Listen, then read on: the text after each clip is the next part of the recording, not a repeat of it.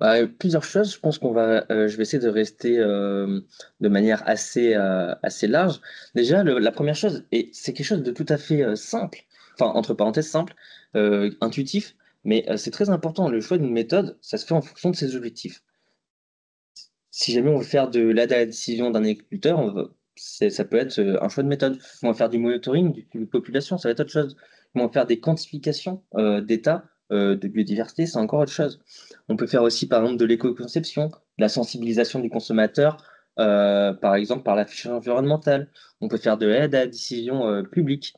Donc, ici, nous, on se recentre un peu plus, voilà, on est un peu plus centré vers sensibilisation du consommateur, voire éco-conception, voire même un petit peu aide à la décision publique. Le deuxième point, c'est que aucune des méthodes qu'on a étudiées ne répondait totalement à notre objectif à l'objectif de notre étude. C'est-à-dire qu'on va avoir un premier groupe, donc là je les nomme pas, mais voilà, on a un premier groupe où on va avoir une inclusion des pratiques intraparcellaires insuffisante, parfois même des manques de sensibilité. On peut même se poser la question à quoi sert de prendre en compte des pratiques intraparcellaires, mais la méthode n'est pas sensible.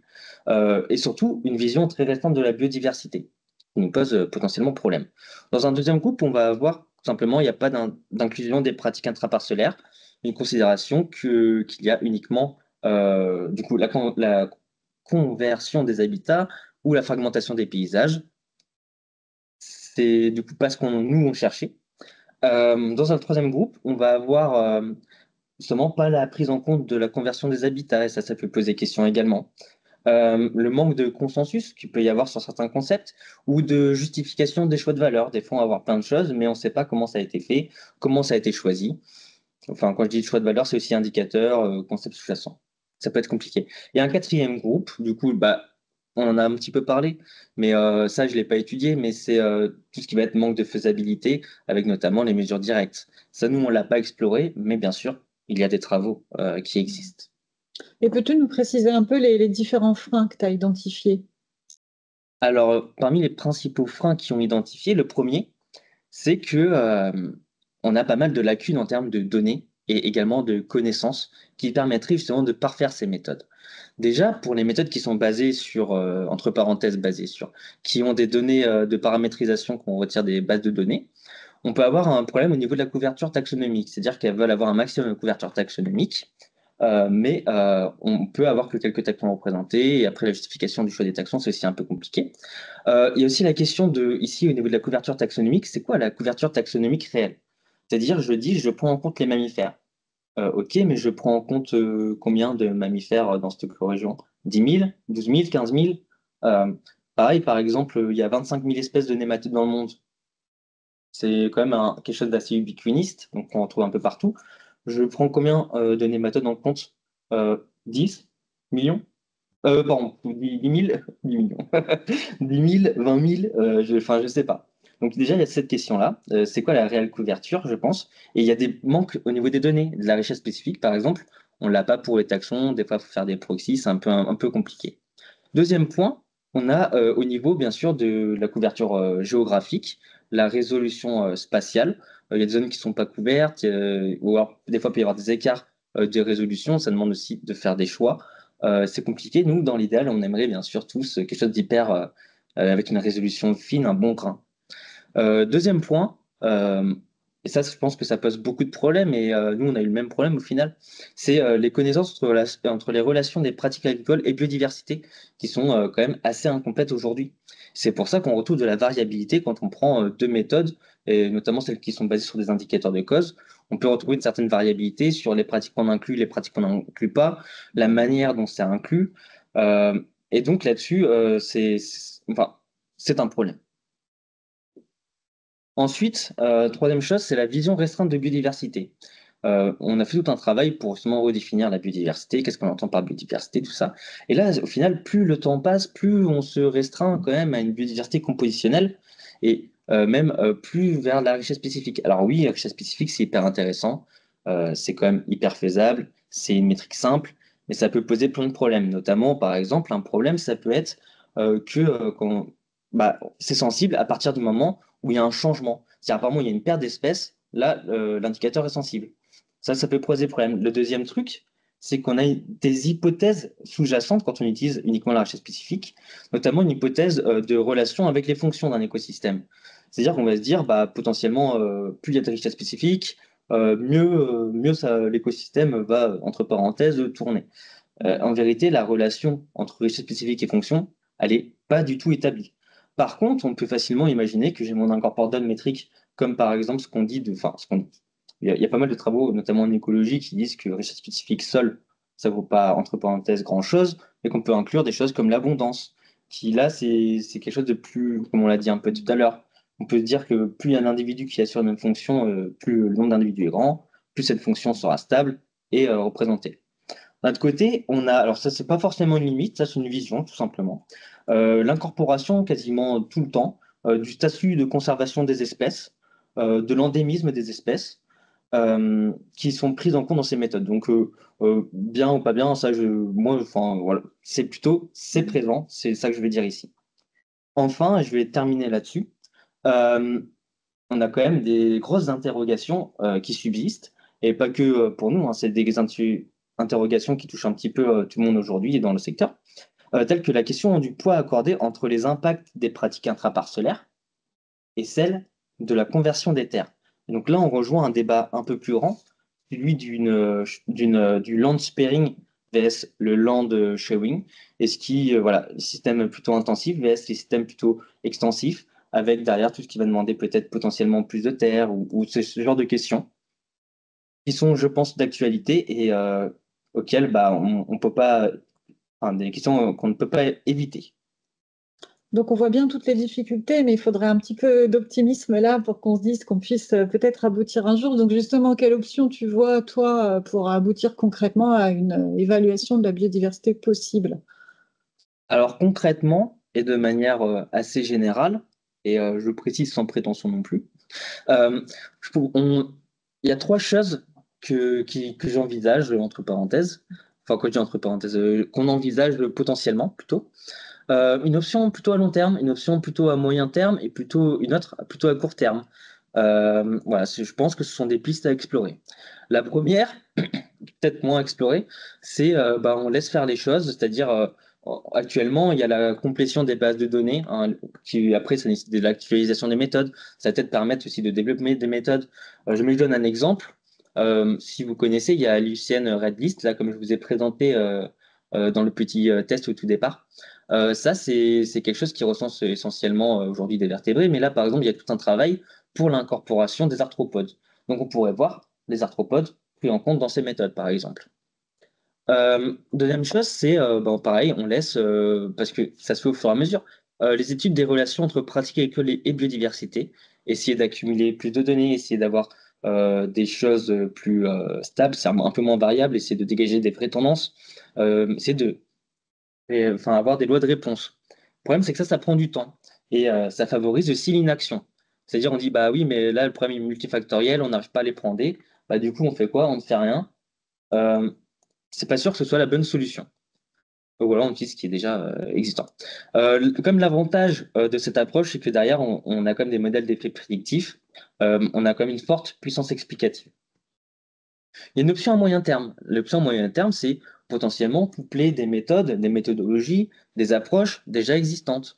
Donc là, si jamais, voilà, j'ai représenté par exemple l'approche de Lindner, donc on se rappelle qui fait des biodiversités à la contribution, donc qui de manière relativement entre parenthèses qualitative, parce que derrière il y a quand même des données, il y a des études isolées, il y a potentiellement des bases de données aussi, mais il y a surtout une expertise qui potentiellement peuvent être implémentées aussi dans les modèles pour combler des trous, des lacunes, pardon.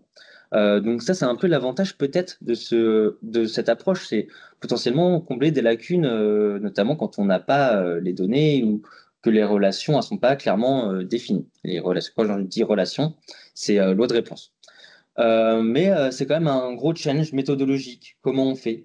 Euh, c'est compliqué. Et à plus court terme, donc c'est un peu ce qu'on disait tout à l'heure, on peut, là on propose quelque chose, c'est une proposition qui est pas encore tout à fait achevée, mais on peut se baser sur des relations de cause à effet qui sont déjà établies et qui nécessitent, enfin le gros problème c'est que comme je vous l'ai présenté, on a assez peu de connaissances au final sur le sujet. Il nous manque pas mal de choses, on n'est pas du tout exhaustif. mais on a quand même des connaissances et un savoir qui est relativement robuste. Donc ça, c'est plutôt l'avantage de cette approche à court terme. Ce qu'on a fait, du coup, dans l'idée de cette troisième approche, parce que les deux autres, on n'a pas pu travailler dessus, bien sûr, c'est on a construit un schéma conceptuel. Donc là, c'est représenté en tout petit à gauche. Euh, Ce schéma est inachevé, mais il pourrait servir de base pour un calculateur ou autre chose pour l'amélioration d'une méthode déjà existante. Euh, voilà, c'est vraiment tout ce qu'on a extrait de ce travail sur les méta-analyses. Quand on a des seuils ou quoi que ce soit, c'est ce qu'on a essayé de représenter ici. Donc, on a ce schéma-là, qui est pour l'instant pas encore existe, mais je vais vous présenter, faire un petit focus juste pour vous le montrer.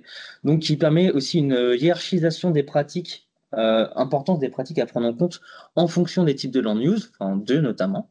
Les possibles synergies quand on en a et antagonisme, par exemple, réduction d'intrants, utilisation d'herbicides, comme on en a parlé tout à l'heure.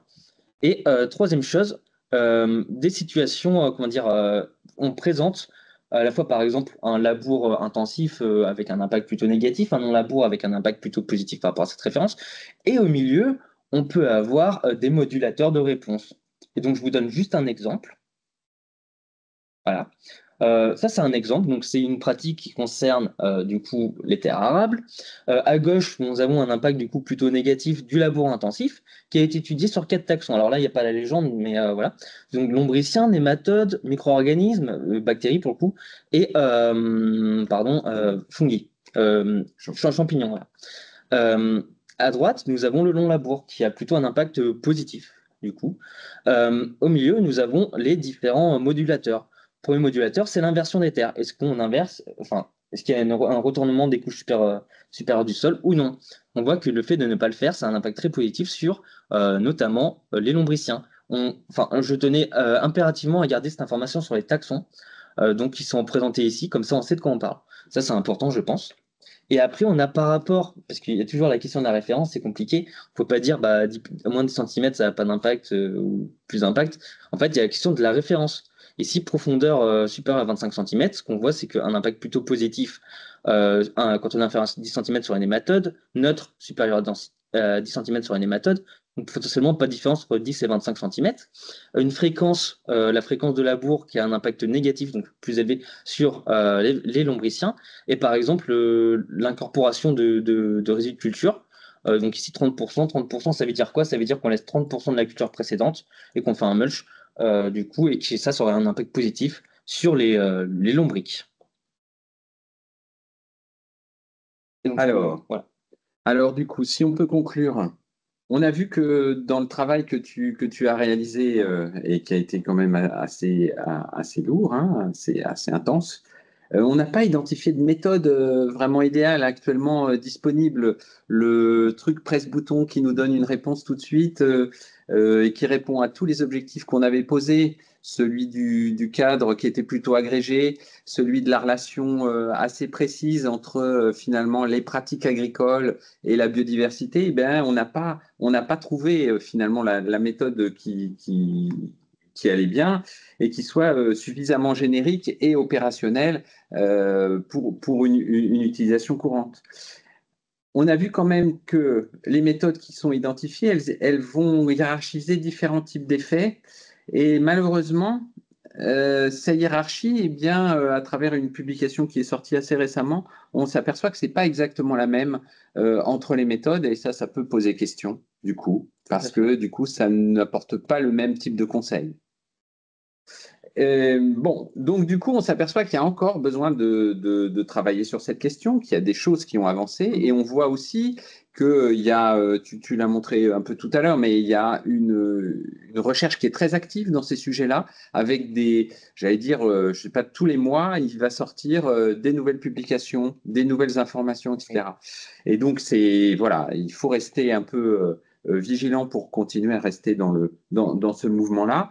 Mais il y a probablement des travaux qui sont encore nécessaires sur les relations de cause à effet entre pratiques agricoles et biodiversité. Je pense qu'il y a encore besoin de solidifier et de robustesse là-dessus, de transformer ces informations dans des méthodes d'évaluation qui soient à la fois génériques et opérationnelles.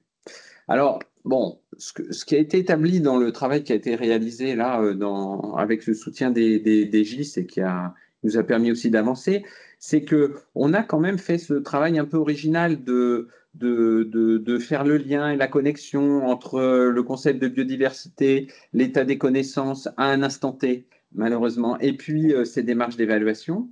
Il y a ce schéma conceptuel là dont tu nous as parlé, qui va nous permettre quand même de synthétiser un peu ces informations et qu'on va très rapidement mettre à disposition de tout le monde. Et puis finalement, on a quand même des synthèses d'éléments un peu robustes quand même sur ben voilà, ce sur quoi on est sûr. Voilà. Ça nous a fait avancer. Et puis, il y a probablement un travail un peu à conduire et à poursuivre aussi sur la hiérarchisation de certaines pratiques, les modalités des pratiques, bon, sur lesquelles on a avancé, hein, mais qu'il faudra quand même peut-être consolider. Et puis, la précision des seuils, parce qu'effectivement, on a des effets qui sont relativement établis, mais la question de à quel niveau cet effet est vraiment sensible, eh bien ça reste quand même, ça reste quand même à améliorer. Et puis peut-être que ce qu'on a construit finalement à travers cette étude, c'est une base pour la construction de méthodes qui permettrait de hiérarchiser et de prioriser pour permettre le passage à l'action aussi, parce qu'on est sensible à ça, c'était notre objectif. C'est pas de faire un constat final en disant bah oui, c'est compliqué, mais comme tu l'as dit, c'est pas pour ça qu'il faut baisser les bras. Et puis avec l'idée qu'on puisse quand même aller vers des approches qui soient agrégées.